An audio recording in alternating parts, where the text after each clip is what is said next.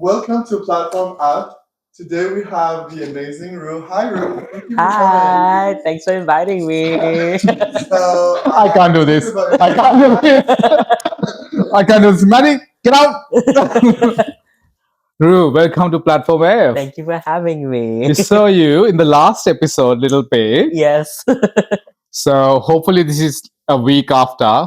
Yeah. We're already having a good time. Are you having a good time? I am, and I'm really excited for this. So yeah. Thank you. Ru, tell us about where you grew up and where you live now. My name is Ru.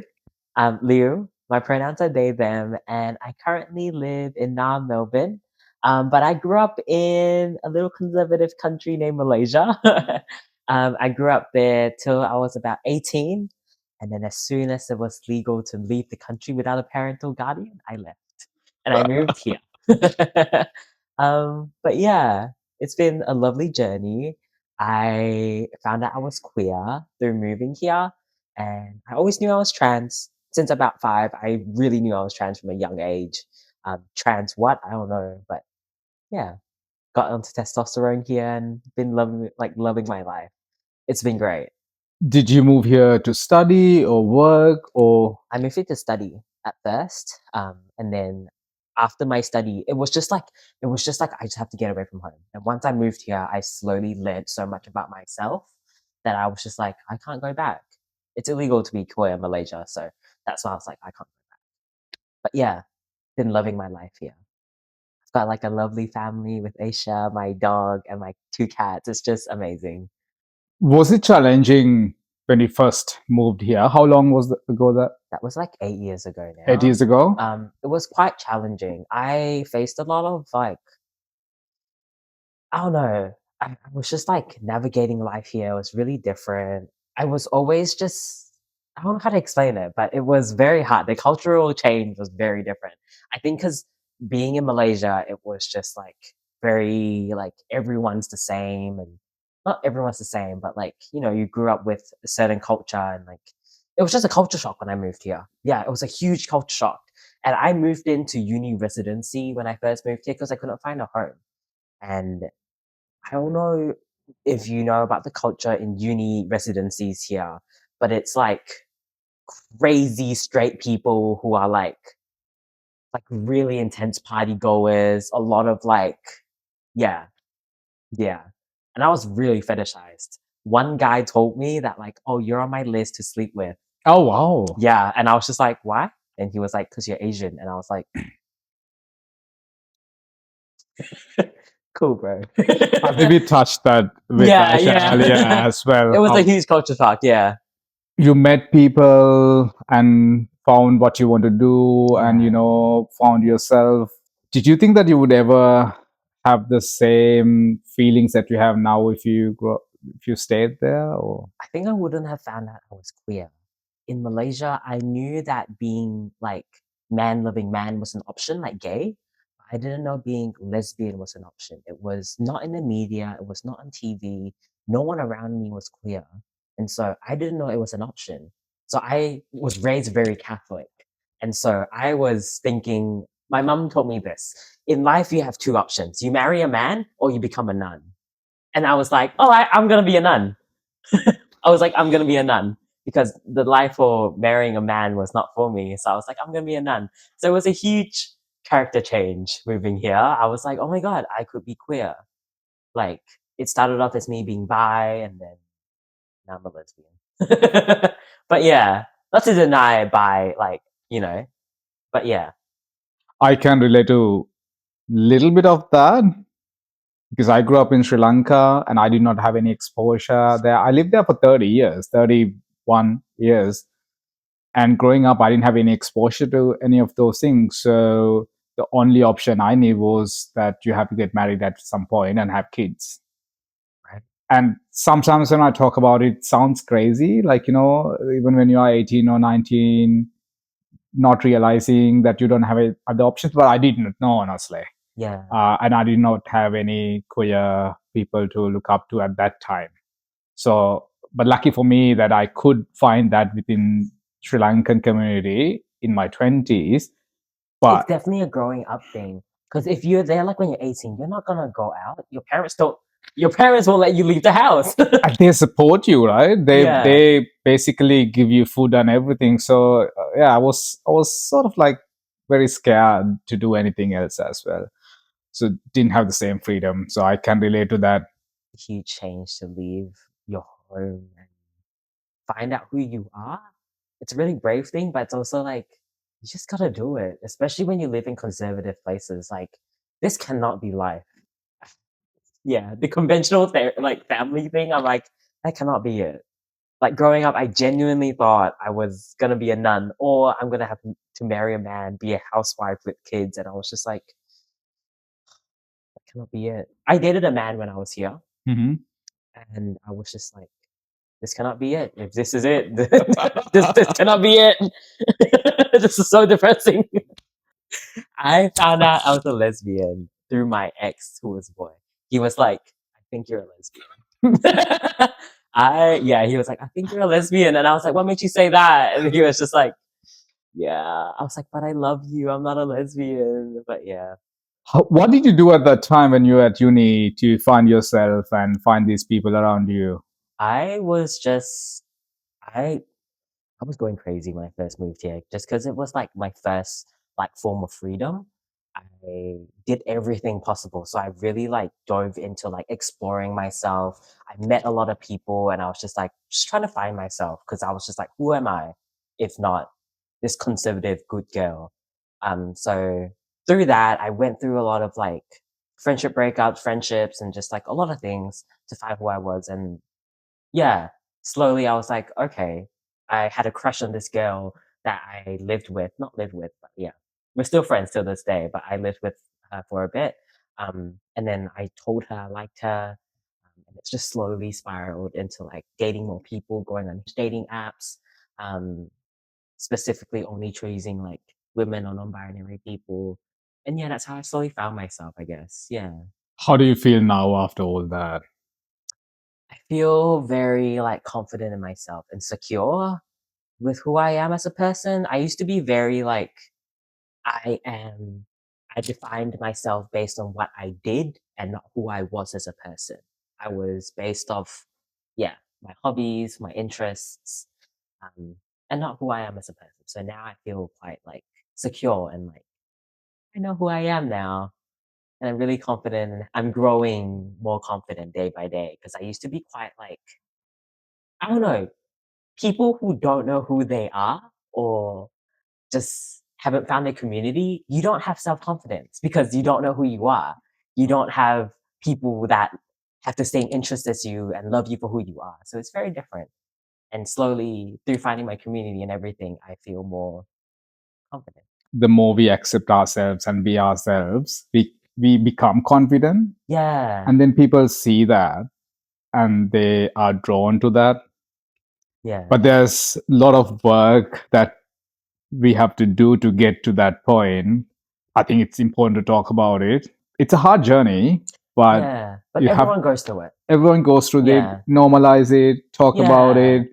So hopefully someone struggling right now can, you know, understand that they can come to a place where you are at the Yeah. moment. Where we are. Ru, let's talk about some of the community work you've done and you're doing as well. I used to, well, back when I was 20, I'm 26 now, but back when I was 25, I was able to access a lot of youth programs and specifically queer youth programs like Drummond Street, Invisible, or like Queer Space Youth. Did I say that already? But yeah, I used to be part of those communities where I'm able to like influence youth and like set up programs for youth and everything. It was really fun. I really enjoyed it. But unfortunately, there's not a lot of programs for when you're older. They only kind of cap it at the age of 25. Anything older, and it's like you just have to have that job. Um, and yeah, can't volunteer. They only take jobs. But I used to also run an art studio for community where people would drop in and just pay a small amount and they are able to use art supplies and just talk to people and find community. This was really important because it was just after COVID ended. So it was like a crucial time for a lot of people to meet each other. And yeah, that's how I met a lot of my friends. Yeah. we go out a lot, and Aisha will be like, "How do you know these random people?" I think you can still continue. There are a lot of programs that need, people like you and me to be there and support, volunteer, or in other Yeah. ways. I think you are just stepping into that over 25 category. So there are a lot of programs or services out there, but I think you can, if you're interested, continue that Yeah. work as well, because I believe our life experiences are very important for those services to shape the way they deliver services, or they look at our communities as well. Melbourne is a very diverse, multicultural community, Yeah. and these services or programs are there to support us. But if they don't understand our life experience, how are they going to support us, right? Yeah. So I hope you'll Can't write continue. a book about something you don't know. Yeah. We were talking about you and Aisha earlier, and making friends and finding your community. How's that going as a couple? I think it's been going good. I think we both have like very different energies when we come into a social situation. We're kind of like golden retriever black cat. So like she kind of helps me. Like she notices when I'm like getting really overwhelmed or anything. She's like, "Stop, let's go home." But then when we have like a social kind of gathering, she's more reserved, whereas I'm more like, "Hey everyone, nice to meet you all, la la la." So I think our compatibility is really good when we meet other people. It really works. Yeah, Do we really you understand each other's capacity, and yeah, that's how we get through. Yeah. do you do things individually as well? Yeah, of course. Yeah, we have to. We're still separate people, but yeah, I hang out with friends one on one as well. I've realized I do better in one on one hangouts rather than group hangouts. Yeah. That's why I prefer too many people, and I'm like, I just don't talk. What do you think that you would do differently, or you would continue to do to grow your community and all these loving people around you? I guess with my community, I think it's ever growing. That's how I think. A lot of people think community is just like, oh, my best friends that are 6 people. I think you gotta remember that community is not necessarily um, the few people you're friends with. Community could be people that you're not friends with, but you still look out for each other because let's say you had an old friend group and you guys broke up, not friends anymore, but these guys are still your community. We have the same experiences. We are all queer. Everything about us is so similar. What happened was something that didn't work out. We are still a community. And over the adversity, we are on the same team, you know? And that's how I've shaped community over the years. I used to think that like, oh, it's only the special 3 people that I love the most. They're my friends. Of course they matter. But no, it's a lot of people. They may not be your friends. You may not even know them. It might be a random person you just met. They are still your community. You might not agree with them, Yeah. right? They're still Yeah. part of your community. I love the way you think. We need more people who think like that. And when We're you on the same team. Or if something bad happens to the world, we're on the same team. We're on the same team. Yeah. Ru, you left Malaysia and moved here. You have this community around you and your friends. That is your family now, isn't it? Yeah. How do you feel about that? I feel really good about it. It all started off from, I guess, finding your family is the most crucial thing. Like leaving your family behind and them not talking to you, like it's hard. And so I had to find my own chosen family. And I think how I built that up was slowly starting small, just like a family tree. It starts from somewhere and it starts from yourself.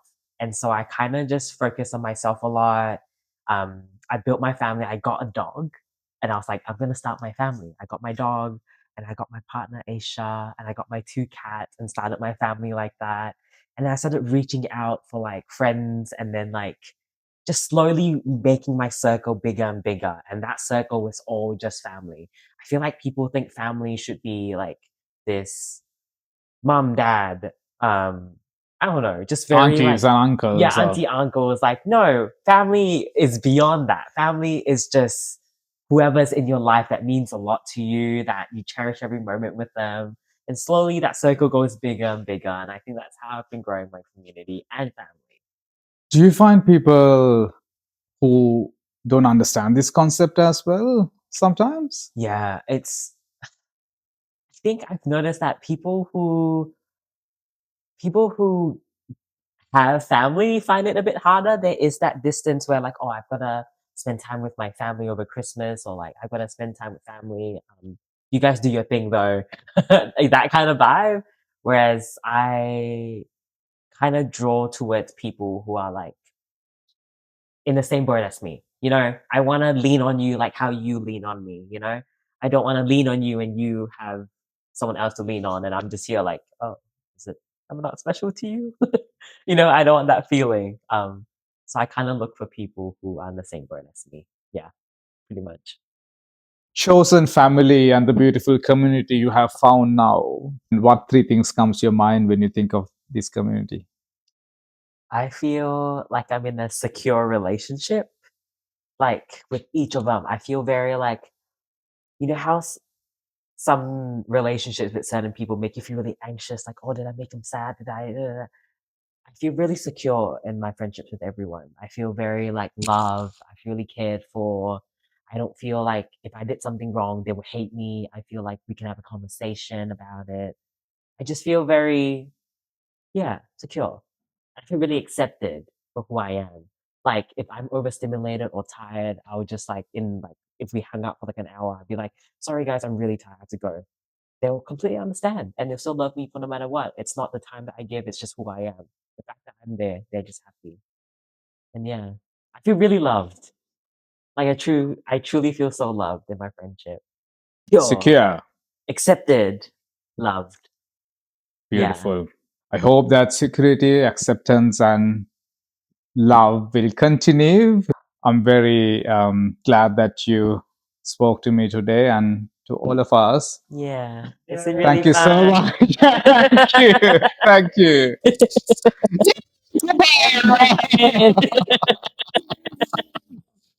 Bye. See you next week. Bye. Yeah.